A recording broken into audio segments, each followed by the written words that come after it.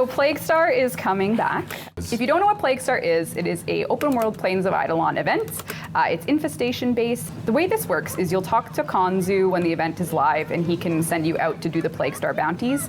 And then once you've done them enough, you're gonna get standing and you can talk to Nakak, who has Operational Supply Syndicate. There we go. So, a lot of people like Plague Star because it comes back and gives you all the forma you could dream of. There's a lot of great stuff. Yeah, there's a lot of great stuff. So the forma will be coming back with everything, and new rewards include the Ghoul Saw and all its parts, plus the stance. So that's great. Operation Plague Star launches September 8th, and it runs to the 30th on all platforms.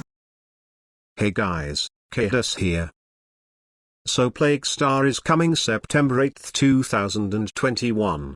If you don't know, Plague Star is a big event that comes more or less once a year. It consists of one short mission that you do over and over like all of Warframe, but the rewards are some of the best in the game. There's the Plague Saws, which are very good melee weapons, and the two best looking Saw grips. There's the Plague Saw Arcanes, Contagion and Exodia, which have very interesting and unique uses, the Sacrifice Sentinel mod, the new Ghoul Saw melee weapon, and finally, fully built forma, so you can stack on fully built forma by doing this event. The event consists of a single bounty on the Plains of Eidolon, that upon completion drops a set amount of event points, which you can then trade to Nakak for rewards from the event shop. There are two event consumables that you will need, the Eidolon File Axis, and the Infested Catalyst. They are gear items that increase the mission's difficulty and rewards. Each player in the squad will need to use one of each per mission, so you will need a lot of them. The Eidolon File Axis blueprint can be bought from Nakak from the event shop, and the Infested Catalyst blueprint from the Infested Lab on your clan dojo. Iradite, Nisselbud and Grokdil are common resources from the plains. They can be found on pods and containers on the ground. Each completion of the event bounty gives the same amount of points. So the way to optimize your gains is to complete the bounty as fast as possible over and over. The best squad for doing this is Loki, Nova, Titania, and Wisp or Rhino. Loki builds for his teleportability, to teleport the drone in a bounty. This may sound trivial, but it is of great importance. Loki alone shaves off a good few minutes off the time required to finish the mission. Loki builds lots of range, some survivability to survive the infested, and some duration and efficiency. Don't use narrow-minded because it will greatly decrease your total range. Loki is very squishy and can easily die to the infested on the last phase, so vitality, adaptation, arcane resistance and guardian are very useful. If you have an Archwing launcher, or Void Dash maxed out, that helps a lot. Nova builds as Speedva, or Fast Nova, to speed up the slow and time-consuming spawn animation of each Hemoscythe, and to help kill the infested faster in the last phase. Power Donation and overextended for negative power strength, making Nova speed up enemies instead of slowing them.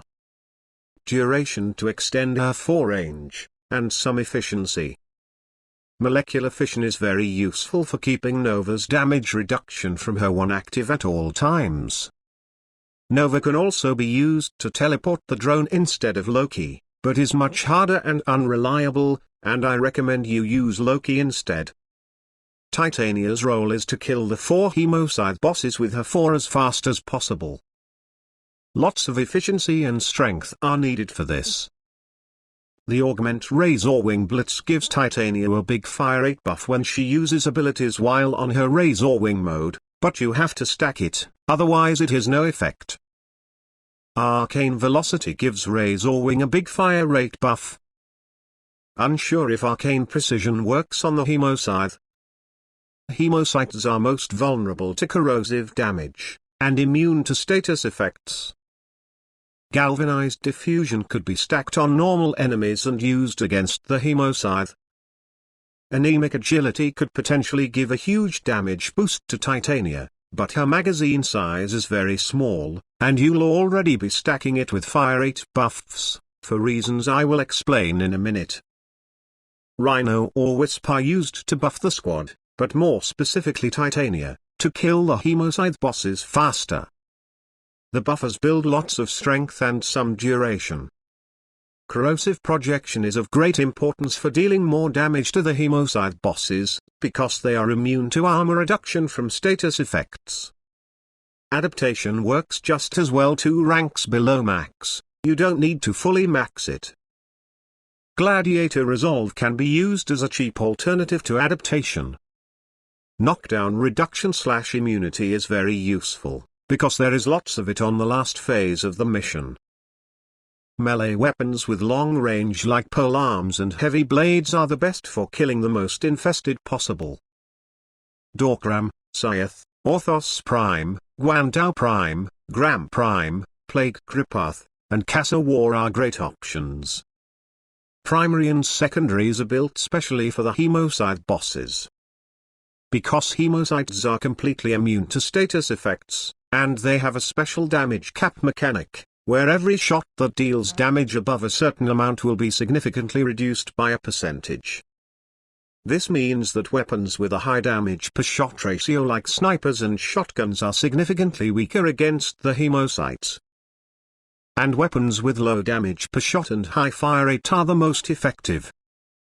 This means beam weapons and ARs are the best weapons against the Hemocytes. Synapse, Ignis Wraith, Tenora, Amperex, Exceltra, Kivanuka, Gaze, Rattleguts and Vermisplicer kit guns, and Synoid Gamaka are examples of good weapons against the Hemocytes. Building for a combination of crit, multi-shot, fire rate and damage is most effective. Smeeta Kavats have a small chance of doubling some of the drops from the bounty, but not the event points or the end mission rewards.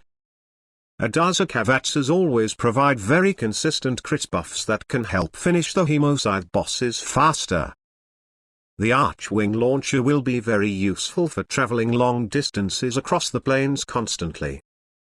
And that's all you need to farm in preparation for Plague Star coming September 8, 2021. Hopefully I will be making a proper Plague Star speedrun guide when the event drops, so you all can stack on 100 formers. Until then, see ya on the next one.